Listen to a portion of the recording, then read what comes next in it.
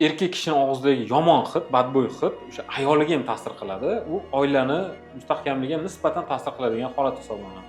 Ajrashmagan, lekin aytgan menga. Akangizga ayting, iltimos. Tezroq sizda misol kelib tozalattirsinlar, koylarni yoptirsinlar. Men aytolmayman, tortinaman, qiynalamiz deb ayol aytgan. misol uchun-da. Ancha yillik bemorlar. Qaysi ma'noda endi ochiqchasiga aytmagan. Qog'ozga o'rab, chiroyli, misol uchun ularning sog'liklari uchun ham yaxshi-ku.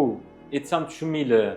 Misol o'zlariga uncha bilinmaydi, lekin bizga hech nimanga bilinadi qattiq deganlar ko'p. Aka, mana shunaqa tishlaringizni ko'ryapsiz, sog'lig'ingiz manaqa deb biz boshqa tarafdan ularga aytamiz-da. Misol uchun primo aytsangiz odamga yomon ta'sir qiladi. Bu tarafdan aytamiz. Sog'lig'ingizda umumiy постоянный infeksiya, yutib yurasiz, tomog'ingizda lor problemalar bo'ladi, anginalaringiz, постоянный kasallik, shamollashlari shuning hisobidan tushuntirgandan keyin muammo hal bo'ladi. Xursand, hamma xursand.